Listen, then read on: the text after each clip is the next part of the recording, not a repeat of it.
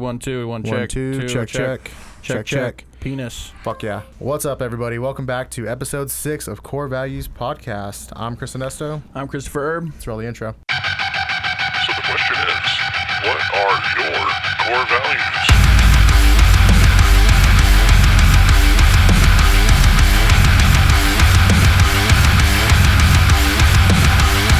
All right, everybody. Welcome back to Core Values, the Metalcore Podcast. This is episode 6.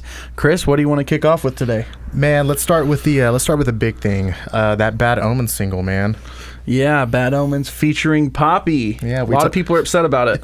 We talked about it last week that Bad Omens might be coming back with new stuff, and they're big enough now that they can just do kind of a surprise drop or like a 24-hour drop, which is what they did.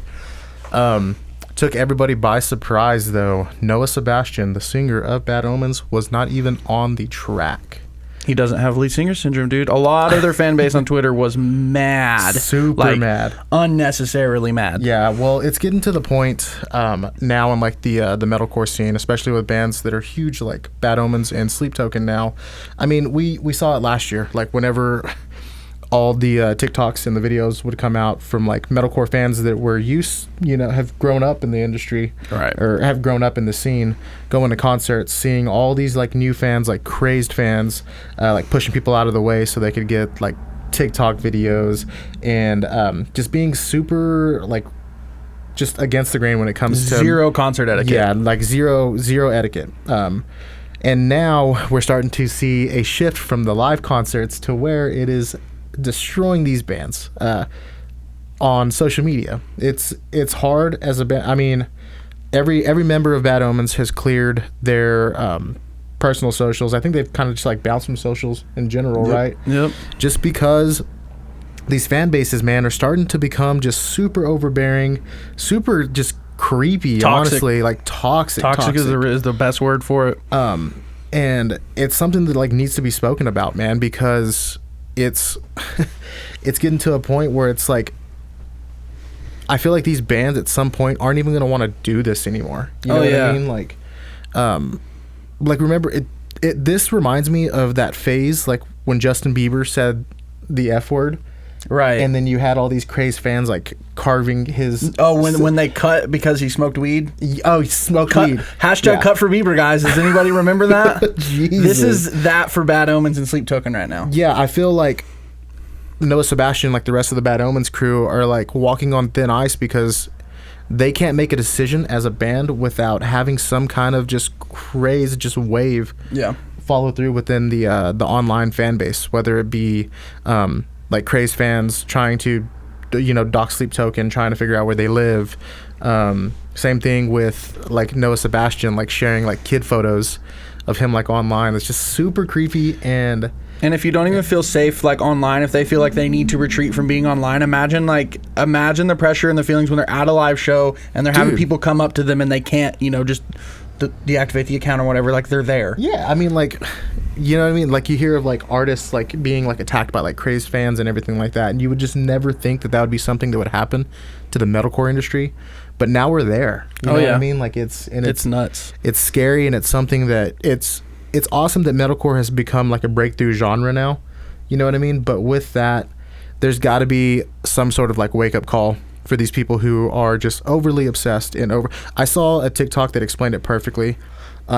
He was kind of like ranting like we were about the new like Bad Omens like fan base, and at the very end of it he said these bands are not your friends. Oh yeah. Like these bands such as Bad Omens, Sleep Token, big bands in the scene, they make music because that was their true passion. Like we and you are musicians. We grew up our entire life wanting to make music, make a living out of it, and be kind of like necessarily like an idol for other kids who are like going through it and stuff like that. Like that was the big thing about the scene, was trying to resonate some sort of like help or some sort of like get through factor for the younger generations, and that's not even what it's about now anymore, man.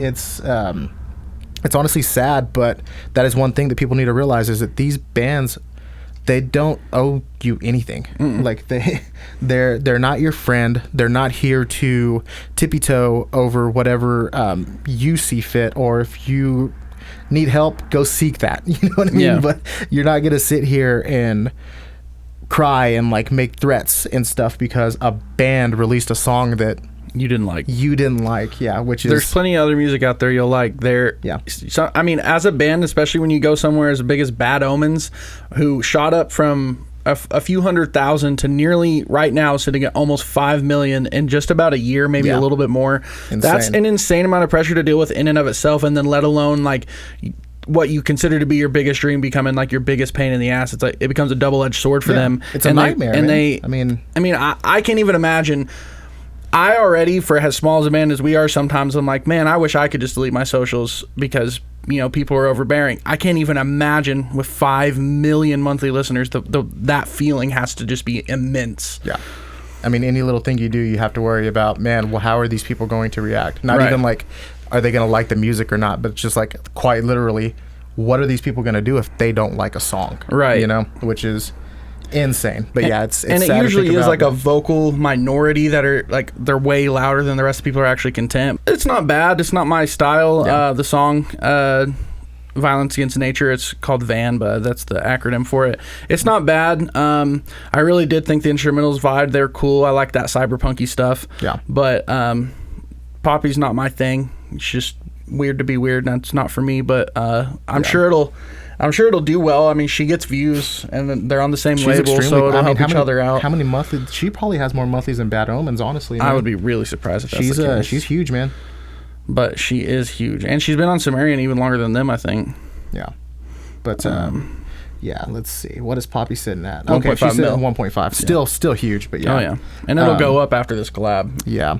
So, but with that, yeah, I didn't. I was super excited to hear an actual like Bad Omens song. I don't really consider that like a Bad Omens release. You know what I mean? It's kind of like if like Metro, you know what I mean? If like Young Metro produced a song for, you know, Big Sean, it's not known as a Young Metro song. It's known as a Big Sean song. You know well, right, but instrumentally, so it was written by Bad Omens guitarist and Noah, and then they just had her on vocals. It's still a Bad Omens song to me. It's just with, I mean, it's nothing wrong with collabing, and I think a lot of the people, I see what you're saying though, because it's like Noah's a part of, he might have helped write it, but vocally, how we're used to him being involved with the band. So I kind of see what you're saying, but a lot of people are like, they're kind of saying that, oh, it's so cool he doesn't have lead singer syndrome. And I don't think letting one person sing on your song means that you're just, so open-minded. I think they saw an opportunity here and they took it, and it's a good business move. So yeah, for sure. But yeah, now on to the next. We've got so much to talk about. We have Alpha Wolf dropping the song with Ice-T. It's about to be album of the year, guys. What are your thoughts on that song, man? I love it. I literally probably, on the way to we had a shoot before this. On the way to the shoot before this, I was jamming. On the way from the shoot to here, I was jamming it. Nice. Really into it. I'll be the first to say it's cool. Ice-T's on it, I guess. I mean, I'm not any big Ice-T fan or what Body Count is his band, I think. I know Ice-T from Law and Order more than I know him from Body Count. So there's that. But I don't think his feature was necessary. It was super random. Exactly. I think his feature was just more of just like a call out, like it was just to be there and like do a thing, and like I think they realized if we share we're featuring Ice-T, that's gonna turn some heads. Exactly. But his actual section of the song, it was like, that was kind of lame. But then they bring it back and they make it cool again, because Alpha Wolf, they just got that swagger. They're just good. But yeah, the single is called Sucks to Suck. If you live under a rock and haven't heard it yet, and you're like, man, I'm excited to see what Ice-T does in it, he really doesn't do anything besides just saying, Hey, motherfucker! Alpha Wolf, motherfucker! You ready to die? And then, that's it. But other than that, it's an awesome single. And they announced a album with it as well. What is the name of the album? Dang, I'm Half Living Things. Nice. And a lot of one of the biggest things getting people talk about is that artwork. Dude, I think they knew it too. I love that artwork. Man. At first I wasn't really sure. I'm coming around just because it fits the vibe of what they're doing with like Bring Back the Noise and Sucks to Suck. They're kind of they've always had that new metal vibe to their sound, but it seems like they're leaning into it more. For sure, man. And if you haven't seen the album cover, it looks like straight out of like the 90s, like early 2000s. Like, it's got a beatbox on it. Oh yeah. Is there any other features on that album, by the way, too? They released a track list for it. I'm just not, I think Ice-T was the only feature, if I'm not if I'm not mistaken. But yeah, they're definitely really honing in on like the new metal vibes, which, like I was telling you, like every big metalcore band that's coming up is striving to, like history repeats itself, is striving to become like an early like 2000-esque, like we saw it with Loathe, giving off like the shoegaze like Daytona. The fuck am I thinking? I'm thinking of fucking Rockville. Yeah. Deftone vibes. You saw it with Bring Me the Horizon, trying to give off like Linkin Park vibes. I mean, like even in Throne, they said that this is just a copy of Faint by Linkin Park. You know what I mean? And Pulse Revival Human Story had a lot of Linkin Park vibes in my opinion. Yeah. So, and I mean, maybe the Alpha Wolf camp is just like, you know what? If we're gonna bring back a sound, nobody's really doing like that new metal, like early like Limp Bizkit style, right? Exactly. Stuff. Let's come back with that and see how that goes. So I could definitely see that being a strategy in their camp, and I'm fucking here for it, because if somebody's gonna bring back that sound, it's definitely Alpha Wolf. So with that being said, there is one band that kind of does it, and it's Amir. Yes, and I wish that they brought Frankie on this album, because they're label mates too. Oh, true. Huh? And I'm a big Amir fan, but also just a quick shout out. They have a song on there called Mangekyo, which if you're a weeb, you know what that is. So I'm just gonna leave it at that. Shout out Alpha Wolf for being some anime lovers. Oh yeah, I mean you could tell by just like every other video. I mean Akudama especially. Yeah. But yeah, super super excited for that. Speaking of Amir, they've got to drop this year, right? I mean, they're on a headliner right now. They've got to, bro. So they're running a headliner, and I think like Diamond Construct is on that, or some. It's Amir, 1056, Diamond Construct, and fucking tour of the century, dude. A band I can't remember, but it's a thick lineup. It's overseas. If you're Australia and Japan. Yeah, if you're a U.S. listener, it is not here. But yeah, geez, man, what a stacked lineup. Yep. 1056. I mean, they've got to be dropping some new shit too, right? Oh yeah. They're probably gonna go in like the EP like volume format, like Void of Vision. Right. Insider knowledge. I know the guy who made the art for their next single, so it's all in the works. That's all I'll say on that. Yeah. So with that too, talking about EPs and like volume releases. So I was on Instagram the other day. I saw Landon Tours from The Plot and You. We talked about him last week, but he did a questions like on the little story, and somebody had asked him new album in 2024 ? And he replied, doing things a little differently from here going forward. And so with that, we saw that they had made a volume 1, The Plot and You volume 1 is what they called it, and that's where they put Divide, Left Behind, and Forgotten on. And then today they just released, or there was a leak. I don't know if it's been officially released. Leak. Yeah, okay. No. But it's going to be an official release. The Plot and You Volume 2. It's going to have Closure on it and 2 other songs. They released the names of them too. What was the name? I'm gonna grab those real quick. Yeah. So I think we're gonna see going forward a lot, and we talked about this like last year, like back on like episode 3 or something like that, on how the albums format is dying, and people are doing more of the waterfall method, which is releasing singles, throwing them in EP formats, and then at the end of that whole cycle, once they have like 9 to 11 songs, then they put it on a full album for people to listen to. And a lot of people are fucking hating that. You know, I love it. Yeah. And I mean, I understand why they're doing it too. I mean, obviously in your head, it's ideal. Like as a listener, it's ideal to get 12 new songs, and you're, I have this whole thing to dive into. But from a band's perspective, it is not even. It's not even comparable, the numbers that you run playing the single game versus dropping everything at once, because people's attention spans aren't that big. They're not going to listen to your whole album. Doing it slow, it works better for the bands, and therefore it works better for the audience, because the band's able to do more. They're able to capitalize more and get the higher views, more frequently, bring more money in, have higher productions, and take more time and put more heart into every release, instead of let's get this album together as fast as we can. And my theory with Plot is based on the Instagram reel or story that you mentioned, was we have the part 1, which is 3 tracks, and then we're going to have part 2, which is 3 tracks. Some people might think that just go into one EP. It may be, but I think it's going to be 4-part, and they're going to be 3, like 4 3-part tracks. But like the other 2 songs are Don't Look Away and All That I Can Give, and the official EP leaked release date from a very reliable source is June 20th of 2024. So we'll see if that comes to fruition, but I would imagine Don't Look Away will probably drop in like March. Yeah. And then All That I Can Give, June. Yeah, which March, is crazy, April. though, because 6 months for 2 more songs. Yeah. I mean, they're going to be riding Closure for the next minute. Yeah. They could still be riding Forgotten if they wanted. Honestly. Forgotten blew up. Yep. And then, like I said, we talked like last week, like an Invent Animate collab and like a Plot and Use That collab would be so sick. So maybe we'll see like some one-off collabs that aren't under like Plot and Use discography, but does include. Yeah. You know, I think we're going to see a lot more stuff like that. collabs in the scene in general going like in this year. It seems like a really big vibe. For sure. But yeah, and then going on to the next topic. Ocean's 8 Alaska is back. They started teasing some music with some graphics. They announced that they are no longer on a label. They've gone independent. And then they didn't officially announce this yet, but per their teasers that they released of the music video, the Twitter scene very quickly surmised that James is no longer in Ocean's 8 Alaska. And again. Yeah, literally. For no kidding. But I guess the new vocalist, everybody, I don't know if this has been confirmed, but it's the vocalist from Silent Screams. I can't remember his name. Old school band. I haven't heard them in years, but they were really good. Yeah.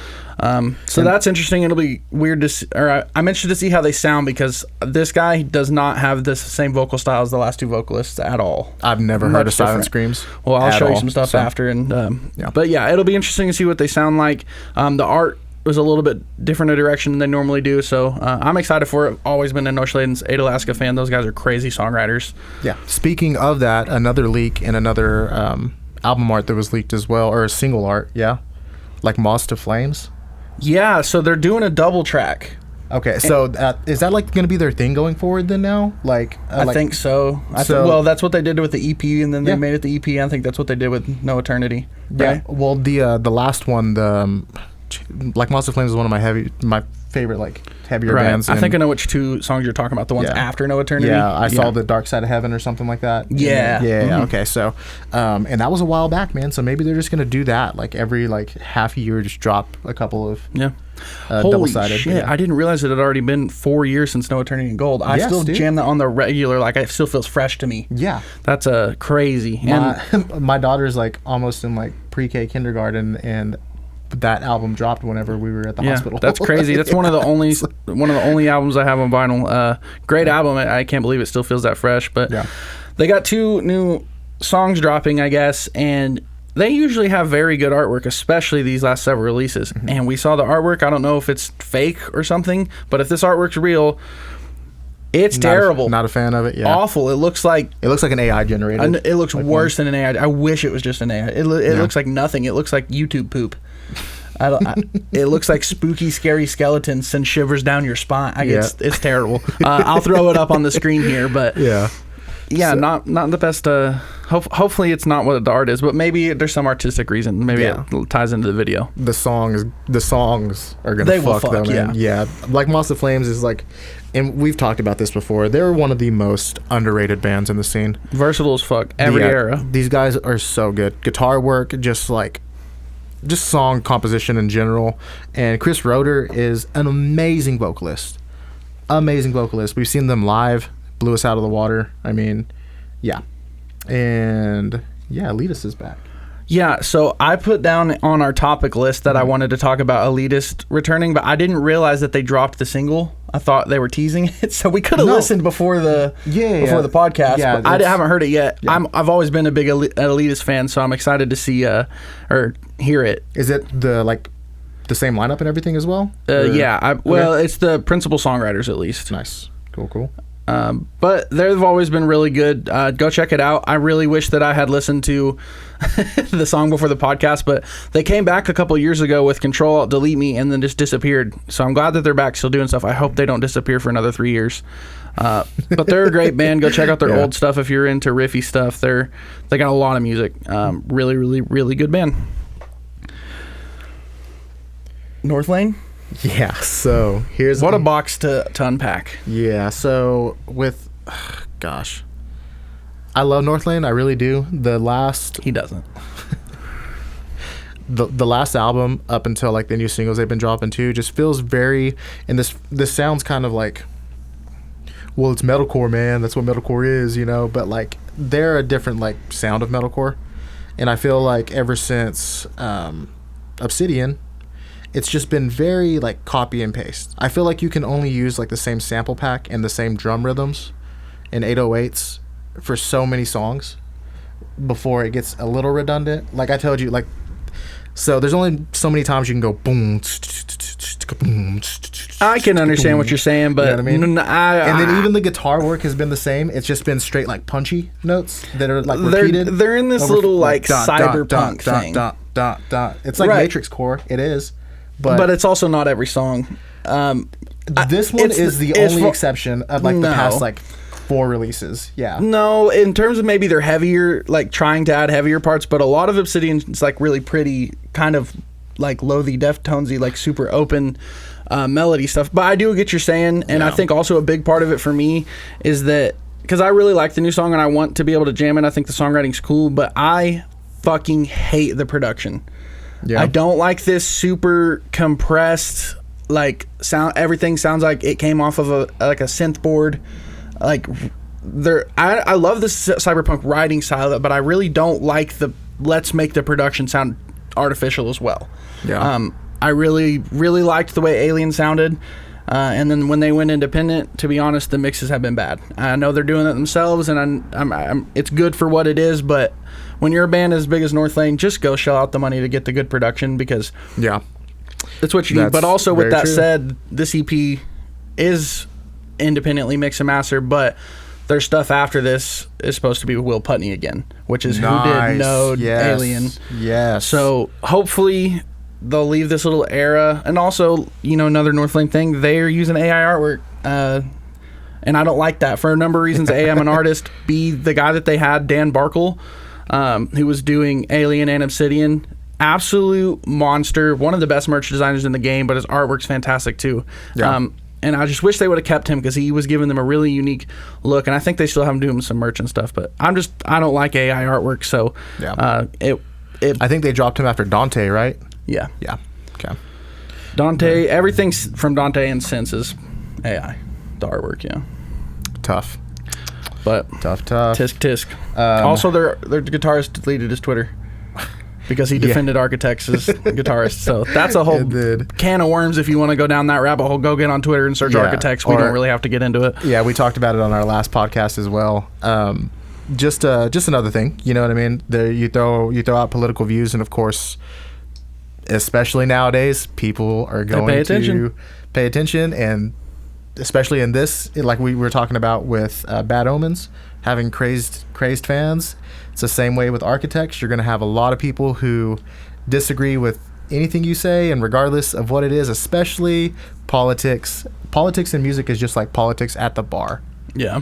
You just don't talk about it on social media. Yeah, you really shouldn't, because people, I definitely agree with the bands that are like, I understand if you don't agree with me, but I shouldn't have to be held to some standard, but it's like, man, you're going to be. Yeah. So just don't talk about it. It's just what it is, man. But that segues into the topic you brought up on the subject of all of that drama. With Ronnie. Oh, God. Yeah. So with that, Ronnie... Radke. By the way, I don't even think we need to say the last name. And Courtney, there's kind of like an online like Courtney LaPlante from Spiritbox. Yes, there's kind of like an online feud right now because they had dropped off with Limp Bizkit and Falling. And Falling Reverse. Duh, that's kind of why it's a big thing. But they dropped off because of political stuff. Like allegedly, because everyone views Ronnie as transphobic, and I think he actually maybe has said he is. Oh yeah, he's flat out. He's transphobic. Spiritbox they fell off the tour. Yeah, which was, you said it was Limp Bizkit with Falling Reverse. Limp Bizkit and Falling Reverse. Now, I had no idea that was why. Yeah. I thought that tour just got canceled. I didn't even know that Falling Reverse was related to that tour. Yeah, you didn't. Yeah, literally, like they had like made an official announcement. Right. That's why, because they didn't support that. Yeah, I missed that whole thing, I guess. And now they're supporting Architects, which they did the exact same thing, not as like hammer on the nail. As Ronnie Radke, exactly. But, he didn't come right out and say it. It's the same thing. So Ronnie Radke had made a statement, and it was one of the few times where it's like, okay, yeah, I think he's onto something there.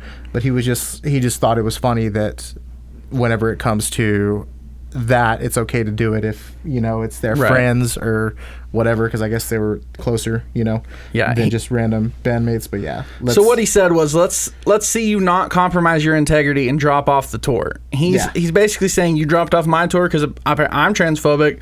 Apparently, Architect's guitarist is transphobic. So are you going to drop off the tour? Yeah. And it's been radio silence. They haven't responded. Yeah, they probably won't. They haven't said anything. But All these bands are right now are just PR nightmares, dude. It's Yes, just dude. everywhere. It's like a virus right now. Everywhere, man. Absolutely crazy. But yeah, like I said, it's one of those few times where it was just like Ronnie Radke was like, ooh, Right. man, he's got a point. And you will never hear me say that about Ronnie Radke ever again. I promise you that. Dude's a fucking dork.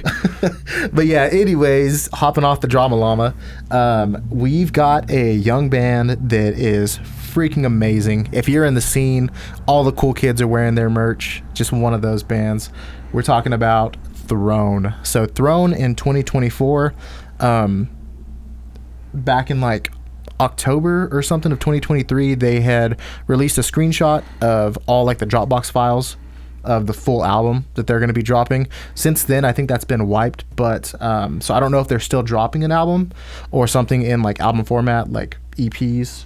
Yeah, that would be my guess, is that they do 2 EPs. Yeah, and maybe they were like, hey guys, let's get all those songs off so nobody thinks that we're dropping, you know, Right. a full album or whatever. But yeah, if you haven't heard of Throne, Amazing. amazing They're up there with band. Half Me. Yeah, Buster, just Oldham, right, is how you say his name? I'm going to say yes, Okay. but I could be wrong. So he's produced for tons of bands. Like he's a member in Humanity's Last Breath, right? He and just, Viltarda. Yeah, and he just produced the last Silent Planet album as well. So he's an amazing producer. But anyways, he started a band, or I don't know if he started a band like himself, but he's in Throne, apparently. in Throne, writing for Throne, producing for Is Throne. he a guitarist? Yes. Okay. Yeah.